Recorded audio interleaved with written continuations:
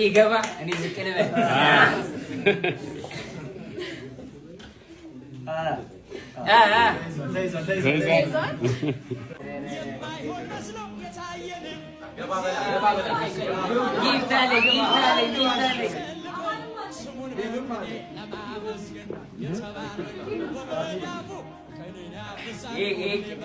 ወንድሜ ከፊዶ ዞሬ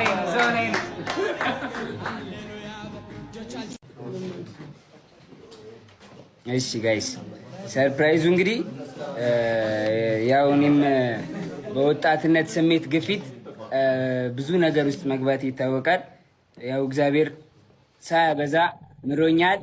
ውብዬ ብራዘር ቴንክ ዩ እና እግዚአብሔር ሳያበዛ በትንሹ አሳይቶ ብዙ ነገር አስተምሮኛል። በሰራውት ጥፋት ማለት ነው። በወጣትነት ግፊት እና የወጣትነት ስሜት ይሄ በልበል አርግ የሚለው ስሜት ጥሩ እንዳልሆነ ያ ስሜት ደግሞ እንደሚጎዳ እንጂ እንደማይጠቅም የሚያሳይ የራሱን የህይወት ታሪክ አጎቴ ዳይ ድሪባ እንግዲህ መጽሐፍ ጽፎ ጨርሷል። ያው ወደዚህ የደስታ ምንጭ ራዘሪ ና እኔ ኢንተርቪወር ነኝ። አሁን ደዋን ኢንተርቪው እናደርጋታለን። ና ወደዚህ አዙረው ወንበር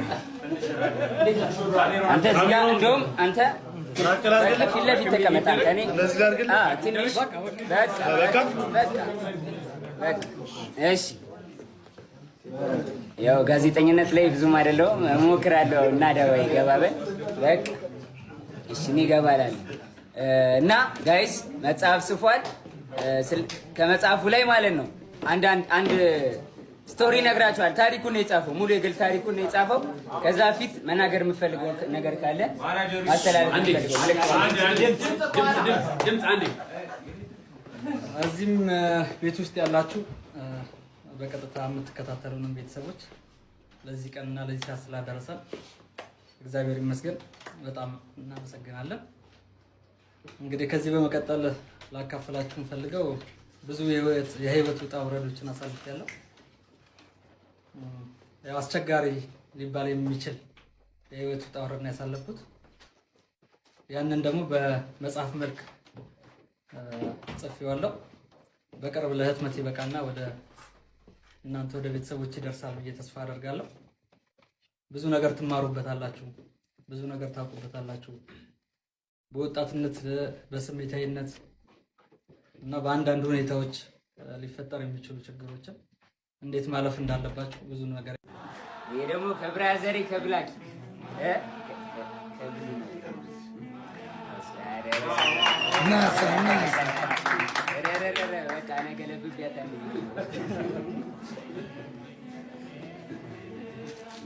ሌላም አለ።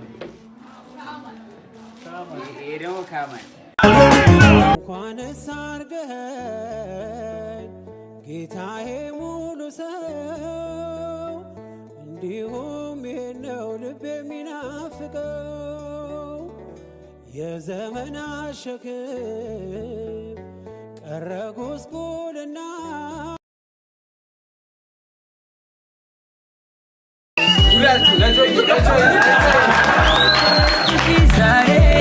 ከስለሽ ከኔ ቦታ አትቢም ለአንዳፍታ ብሎ ላንቺን ብሎ ልቤ አይሰማ ሳቅና ጨዋታሽ ማማይተማ አይሰለቸው አፌ ማውራት ስለሷ ቀን በቀን ስምሽን እያነስ